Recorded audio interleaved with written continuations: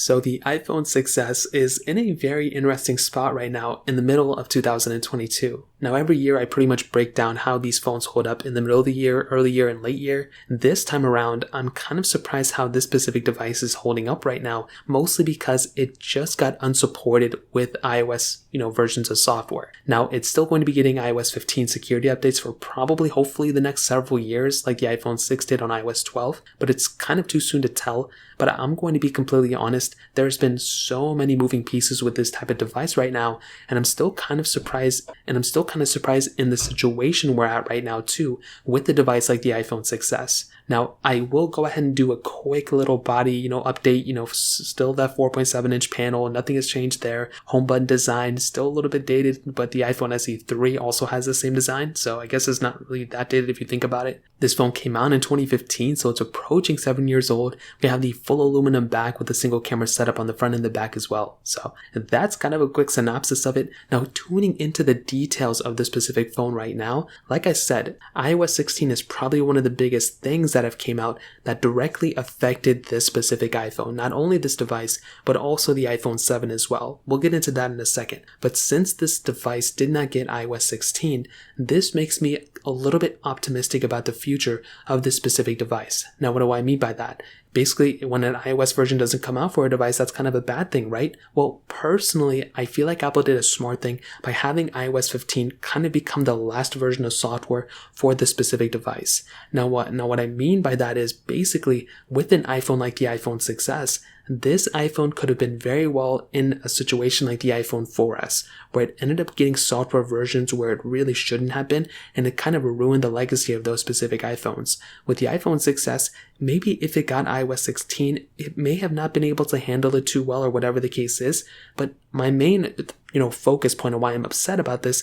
is with the iPhone 7 series. I feel like Apple could have easily supported those. And in fact, there's an iPad, the iPad 5th generation, that has the same internals for the most part as the iPhone 6s that actually ended up getting iPadOS 16. And in fact, my iPad Pro, my 9.7 inch one, I think from like 2016 or something, pretty much has the same internals as this too. And that ended up getting iPadOS 16 as well. So very interesting, like flip-flopping going on here. I'm not 100% too sure what Apple was thinking, but regardless, with the iPhone 6s, I have been getting, I guess, a more and more stable experience on the iPhone 6s with every iteration of iOS 15, which is really good. On iOS 14, I felt like it was pretty solid, for the amount of features we were bringing and everything.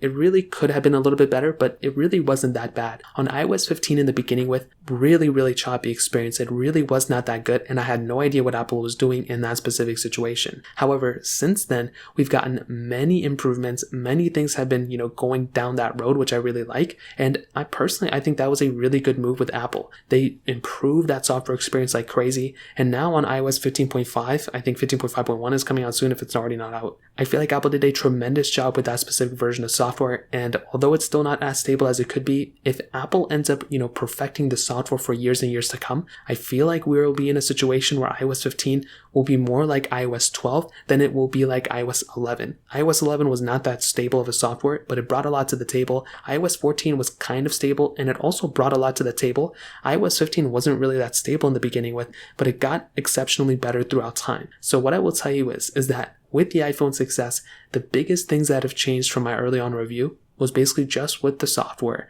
It's not getting the next major version of software. This is the first time since this phone's release that we're in this situation. So it's very interesting. And this was honestly the last bit of iPhones that have been unsupported since 2018, I believe. That was the last time, 2019 or something. That was actually the last time iPhones ended up getting drop support. So now we're in the situation where these iPhones, drop support as well. They ended up getting software support for a long period of time. So I'm not mad about these ones, but the iPhone 7 could have gotten the next version of software. I still think the performance and everything is still solid with this phone for it being 7 years old now.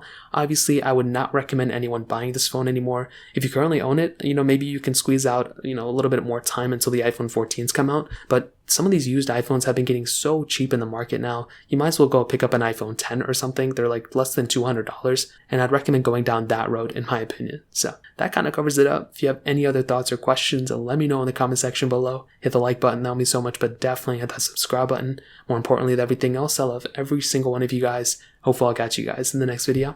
Peace out till then.